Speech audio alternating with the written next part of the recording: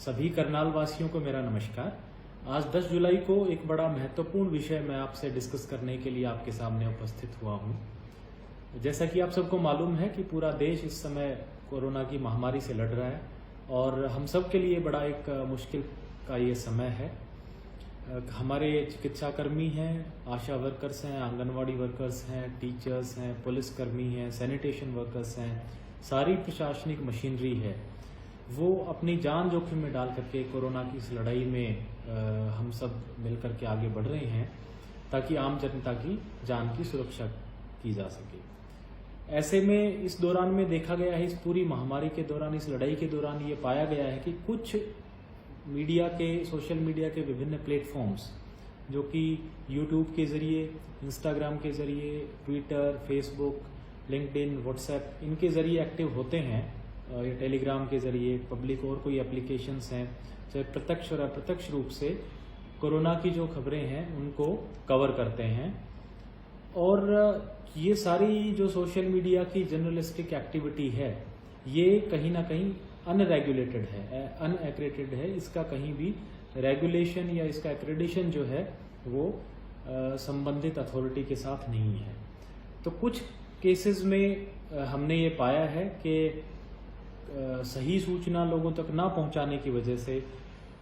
कई लोगों के मनोबल पे इस पे गलत प्रभाव पड़ता है। कई लोगों को गलत सूचना की वजह से उनके दिमाग में, मस्तिष्क में कई तरह की भ्रांतियां भी डेवलप हो जाती हैं। माननीय उच्चतम न्यायालय ने, सुप्रीम कोर्ट ने उनके रिट पिटीशन 468 ऑफ 2020 एवं 469 ऑफ 2020 में इस बात का विशेष रूप से जिक्र किया है कि जो इल इन्फॉर्मेशन है, जो गलत सूचना है, वो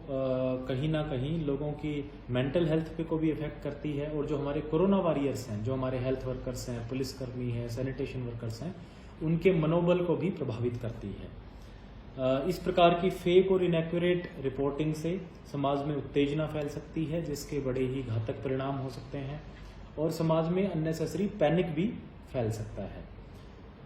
मैं इसमें विशेष रूप से जो आपदा प्रबंधन अधिनियम 2005 है, उसकी धारा 54 का उल्लेख करना चाहूँगा, जिसमें स्पष्ट रूप से बताया गया है कि किसी भी आपदा के समय अगर कोई भ्रामक सूचना समाज में फैलाता है तो वो एक कानूनन जुर्म है और 1 वर्ष तक की कारावास एवं जुर्माना उसमें किया जा सकता है। करनाल जिले में भी ये देखने में आया है कि कुछ अनरेगुलेटेड सोशल मीडिया प्लेटफॉर्म्स, उन्होंने इस तरह की भ्रामक एवं गलत जानकारी लोगों में प्रसारित की है, जिससे ना केवल जो कोरोना से अफेक्टेड लोग हैं, जैसे उदाहरण के तौर पे जो कोरोना से अफेक्टेड लोग हैं उनकी आइडेंटिटीज डिस्क्लोज की गई हैं, जिससे उनके मनोबल पर बुरा प्रभाव पड़ा है, जिनसे उनकी मेंटल हेल्थ पे गलत असर पड़ा है, उनके परिवारजनों को भी इसमें शर्मिंदगी उठानी पड़ी है। इसी प्रकार से जो कोरोना वॉरियर्स हैं कई सारे हमारे, उनके खिलाफ भी कई भ्रामक जानकारी फैलाने की वजह से उनके मनोबल पे भी गलत प्रभाव पड़ता है। इसलिए ऐसे में ये बड़ा ज़रूरी हो जाता है कि जो भी सोशल मीडिया प्लेटफॉर्म्स हैं उनको रेगुलेट किया जाए।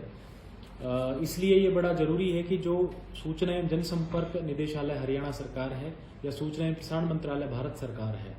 इनके द्वारा अधिकृत मीडिया ही खबरों का संचालन करे, न्यूज़ का संचालन करे। जो अनऑथराइज्ड सोशल मीडिया प्लेटफॉर्म्स हैं उनको बंद किया जाए। इसी कड़ी में जिला प्रशासन करनाल ने एक महत्वपूर्ण फैसला लिया है और इसलिए हमने सोचा है कि जिलाधीश होने के नाते और जिला आपदा प्रबंधन प्राधिकरण है, जो डिस्ट्रिक्ट डिजास्टर मैनेजमेंट अथॉरिटी है, उसका अध्यक्ष होने के नाते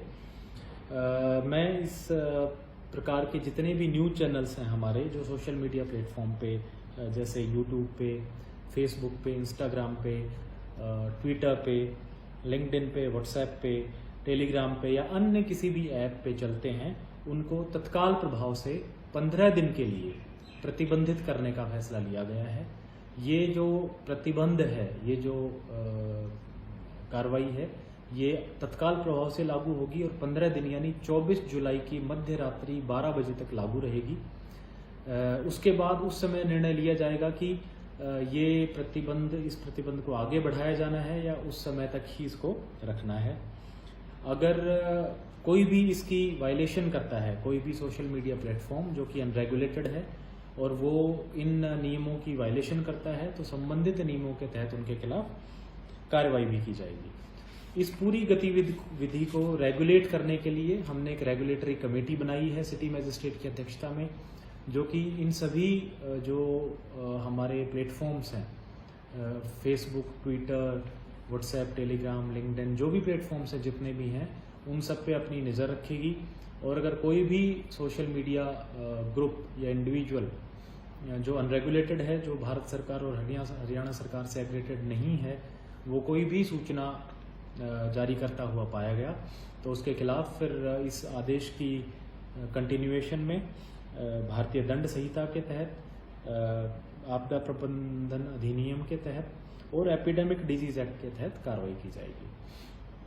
न केवल उनके खिलाफ आपराधिक कार्रवाई होगी, बल्कि जिस भी प्लेटफॉर्म से जुड़े हुए हैं, चाहे वो ट्विटर हो या व्हाट्सएप हो या फेसबुक हो,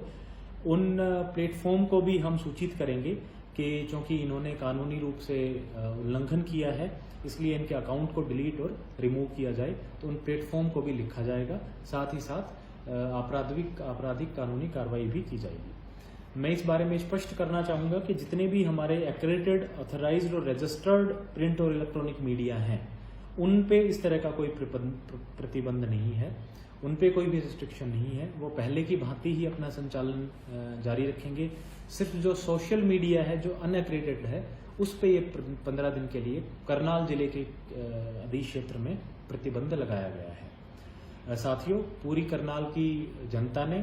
पूरे मीडिया ने हमें, इलेक्ट्रॉनिक, प्रिंट, सोशल, सभी मीडिया ग्रुप्स ने हमें इस दौरान, कोरोना की महामारी के दौरान प्रशासन का सहयोग दिया है, सहायता की है।